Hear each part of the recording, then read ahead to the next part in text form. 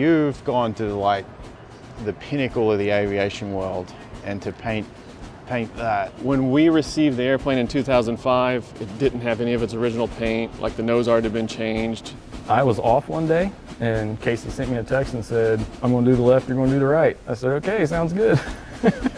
You did this side, right? Yeah, I did the blue one, yeah. You take the paint out and you put it on a surface, and then you get some reducer on your brush and you mix it in there until you get a nice feel for the brush. The really nerve-wracking part, because we didn't have really good clear photos of it. Yeah. And we want it to be as accurate as it was on that day it flew its 25th mission. Just getting to do it is rewarding. Finally seeing the nose art complete, that's very rewarding because it's a huge weight off your shoulders, because for 2-3 years it's just slowly been building up that, wow, this is coming and I have to get it right.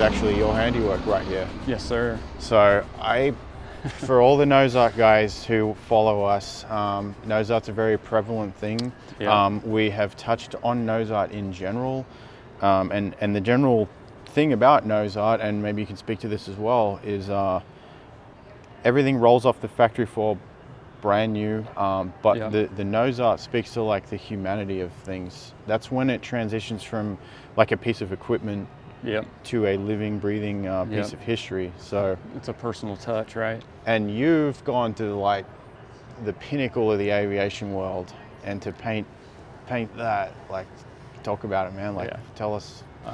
It was frightening.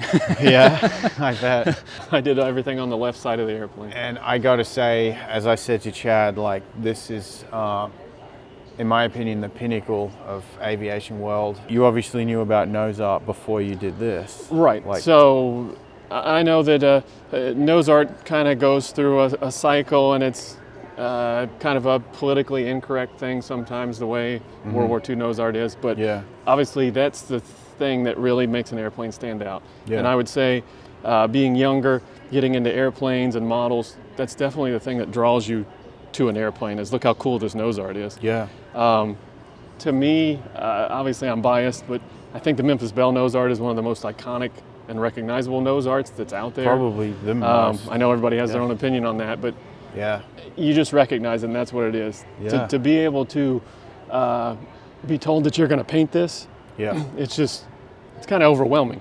I was off one day and Casey sent me a text and said, I'm going to do the left, you're going to do the right. I said, okay, sounds good. Getting the scale of it right is a very important step, because if you get that wrong, people are instantly going to tell that, hey, this rivet's not in the right spot on a certain part of her body. So you need to start out and measure everything and get your basic layout, so you know that when you put it on the airplane, this part's going to go over this rivet, and the phone cord's going to go right around this rivet, or this panel line cuts through. So that's a very important part of it. It's a very scary thing to do. I mean, it was an honor to get to do it. Very excited to get to do it. But with all of that, you know, and feelings of excitement and stuff, it was very nerve-wracking and just nervous, because Yeah. you don't want to screw it up. So talk about like the forward planning. Like, you knew you were going to do it, and unlike in the field when you're painting nose art for the first time, like, it is what it is. It kind of comes out however it comes out. Yeah. But you've got to do an exact recreation. Right. There's no instruction books or training how to do that. No. So how did you approach it? Well, with this one, looking at, you know, the historical photos that we had of it, which there aren't any real good ones of either side of the nose art. Then you look at the petty artwork from World War II, and it doesn't really look anything like the petty artwork. It was just kind of a rough version of his, a very simplified version of his artwork. Yeah. So we couldn't, you know, we knew we couldn't look at that artwork and copy it. Yeah. So we were looking at the kind of blurry, you know, off-angled photos that we had of the Belle that were all kind of from a distance, and we just had to follow those as close as we could. Yeah. blow them up on the photos and get, as much detail as we could and follow those. But that was the really nerve-wracking part because we didn't have really good, clear photos of it. Yeah. And we want it to be as accurate as it was on that day it flew its 25th mission. Yeah. Were you kind of chomping at the bit to be the one to do it, or they just kind of were like, you two are doing this? Or how? I was absolutely chomping at the bit to be one of the people to do it. Yeah. And I did everything I could up until the point that it was time to do this to ensure that I would be one of those people. Because it's like, I'm not going to, that might have been, but I'm not going to miss this. Yeah. It was very difficult to recreate this one because you're working off of, everybody knows what the nose art looks like. The problem is everybody thinks they know what the nose art looks like. When you look at the actual pictures of the Memphis Belle, it was a lot more crude than I ever remembered it being. And the trouble of finding an actual good straight-on picture of the nose art was very, very difficult. It's always from far away. There's always at an angle a bunch of people standing there by it. So it's hard to get the true nose art. So once we got some images that we felt was good, I had to then interpret, and put all that together to get that information. And once you have that, it's like, wow, her hair is really messed up and all that, and it's like, I have to paint it that way. I can't make it look better or make it look the way that Petty drew it and all that. So it's you gotta paint it the way it was supposed to be. We drew out a template, a layout of the basic shape of the artwork of the girl, transfer that to the airplane with transfer paper. So then we have the outline on the fuselage skin itself, and then just work from there, filling it in. And then once everything's filled in, then it was outlined with the black outline like it was on the original ones. Her swimsuit and basically her arms, body, legs, those were always pretty straightforward because they're one color, there's no detail or anything. So we went for like the swimsuit first, to paint that first because it's a central item. You can paint it all one color and it gets the basic layout of where it's going to be. The hair to me was the hardest part because that was definitely a journey because a lot of people have in their mind the George Petty, the original calendar girl that he painted, the pinup girl, and she has so much detail in her hair, in her body and in her hair, and it's a certain way. So that's what you have in your mind of what it's supposed to be. And then you really start looking at the photos of the Memphis Belle, and it is not that. You want to paint the best thing you can, but you need to paint it the way it is supposed to be. So it's just a mental thing of getting that into your head of I've got to paint what I see, even though it's not what I think it's supposed to be. So that was the biggest challenge for me, and that was my own little victory of getting her hair done, because then it was like everything's going to be okay from here on out because that worked out, and the rest is just straightforward. So we were able to blow an image up and kind of use that as a template and transfer that to the side of the fuselage with just a really faint outline, just a basic silhouette of the figure. And then from that point, you just start putting color on it. We use one-shot lettering paint, which has been around it's an enamel. It's been around for a long time, 100 years maybe, something like that.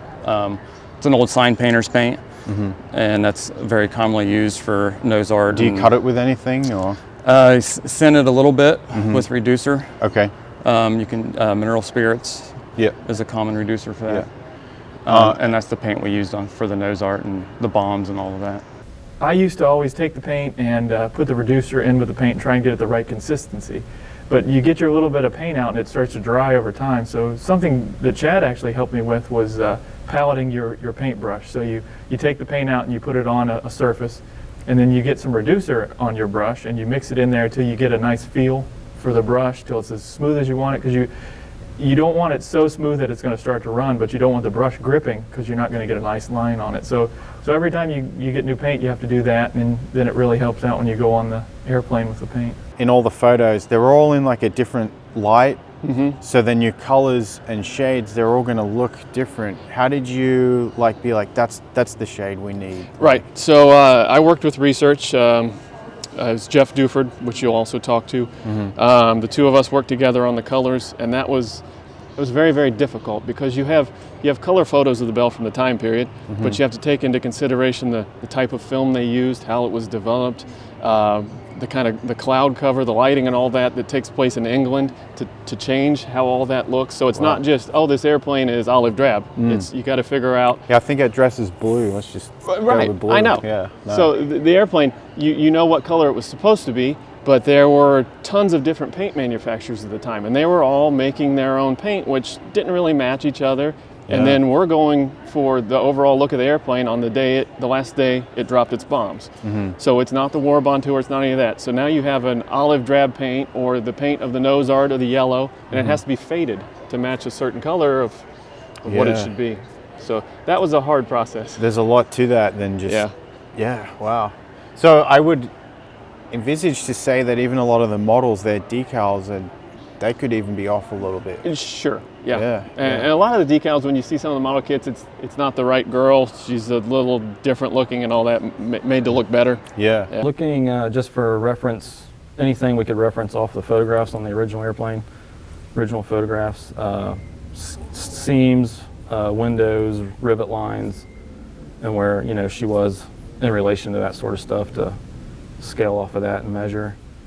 Phone quarter is very straightforward. That's one of those hold your breath moments because you're trying to paint that nice fluid straight line that then curves around and comes back, and so it comes down to how well can I thin my paint and load my brush up with paint, and then also how long can I hold my breath. So that's how long you can paint for, at least for me. The shoes are pretty straightforward. Both sides are really different of her shoes. So it's not like we're going to paint the left side the same as the right side. Both sides are a lot different. When you really look at the shoes, there's some items where you think, wow, that can't possibly happen. A shoe can't be that way, but that's the way it's painted on the airplane. So pretty much a straightforward white with a black outline on her shoes. When and where did it become the Memphis Belle? So it became the Memphis Belle in the United States, and there was some dissent among the crew about what the airplane should be called. Of course, 8th Air Force bombers famously had nose art. Most of them did, and the crew just couldn't decide on what it was going to be. Everybody had their own ideas. So the pilot, Robert Morgan, had a girlfriend from Memphis by the name of Margaret Polk that he was very sweet on, and of course he wanted it to have something to do with her. And he and the co-pilot, Jim Verinis, went to go see a movie called Lady for a Night, and had John Wayne in it, and had this riverboat that was called the Memphis Belle. And as Morgan and Verinis are watching this movie, Morgan thinks, that's what I want. That's what I want the airplane to be called, after my girlfriend. And he was able to convince the tail gunner to agree. And then once he got the tail gunner, and plus he was the aircraft commander, that helped too. Yeah. He got the crew to agree to call it the Memphis Belle. The smaller the details, the more challenging it is. Painting, like the swimsuit, most of the skin, most of the skin tones, the head and the legs and things. The big wide open areas are not that challenging. It's pretty easy just to fill those in and paint them. Doing the outlines around the shoes and trying to get the detail on the hair really accurate and as close as we could based on the photos we had. Was quite challenging. Very nerve-wracking painting it because I've painted a lot of nose art. I do it for people when they retire. I paint specialized nose art panels for them, and it's usually on a polished panel or something, and you can always correct things if you mess up. Yeah. So this, we painted the whole airplane, and then you have to paint your nose art. So you can't mess up, or else you're going to have to respray the green around it or the gray around it, and if you do that, you're going to see that touch-up area. So it's kind of a one shot, and that's all you get. Yeah. Is there a white underlay, or you just go color straight to it? Nope, just color straight to it. Really? Okay. And then just mixing colors, talk about how you would kind of, like even getting color photographs of the time. Yeah. They're going to have different light shades. So how are you gauging the right skin tones and stuff? Technical, right? Yeah, that's right. I mean, just looking off the photos and some colorized images and stuff. Yeah, just doing the best you can, eyeballing it. Yeah. Casey and I working together, helping each other mix colors, and giving each other pointers and just trying to get things as close as we could. Yeah. Yeah. And you're mixing a little bit by hand until you get something that what you think is close. Yeah. I tend to paint with two hands, and you probably see that in a lot of the photos you've taken. Use my left arm or hand to support my right hand as I'm, pulling a line or something, just for that little extra support. That's one of my techniques. Hold my breath sometimes too, yeah.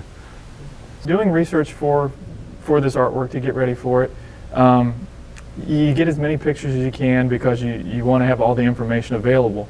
And it was probably at a point up to about 4 months before we started doing it that we really realized that this hair and some of the stuff in it is not what we thought it was.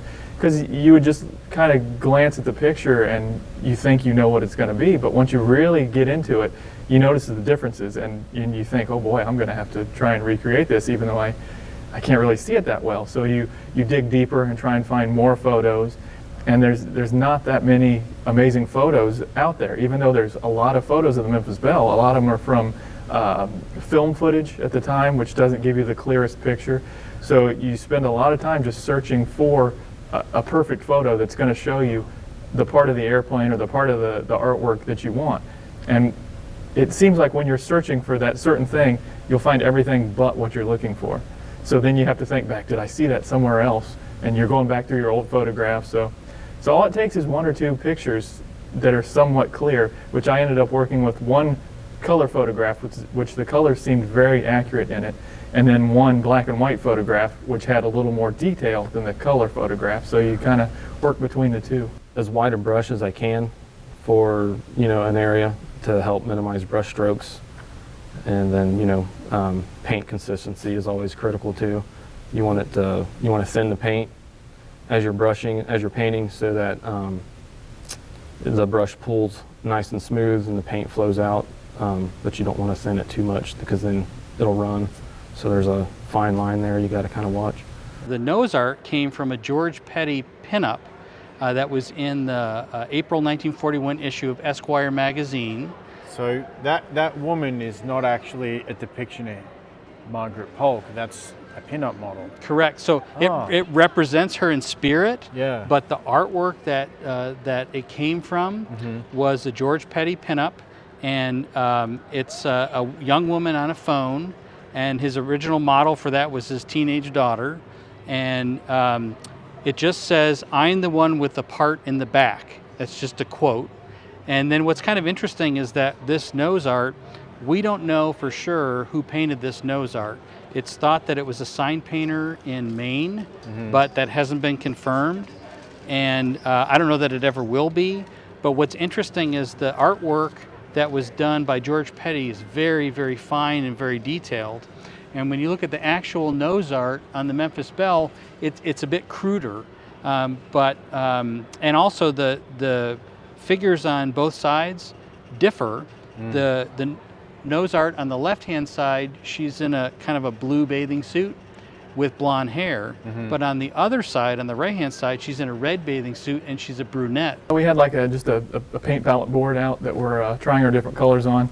It was a piece of metal similar to the skin, had the same color paint that the aircraft is painted in, and we would just paint our samples over there to see what it would actually look like once it's on the airplane. And you're going for one color and you may go through 5-6 different samples trying to get it just right, but you don't want to mess up on the airplane. How long did it take you to do the nose art? The nose art took probably 2 or 3 days. Okay. Just being careful, setting on an aircraft stand up next to it and painting it. You get your consistency of your paint just right, and you're trying to do an outline or something and get it just perfect, and you're coming along and here comes a nice big bump where you got a big raised head rivet and you're trying to go over and it deflects your brush just the wrong direction, and then you're trying to fix it. Or you come to a panel line and you go over it and the paint flows out a little bit on the panel line. So it's spots like that you're constantly trying to predict what's going to happen or fix what has just happened. Very blessed and honored to get the help to do that and to be a part of painting the nose art. I find it to be very special and I don't take it lightly. I want to do the very best job that I can do to honor those guys that flew on the Belle and all of our World War II veterans.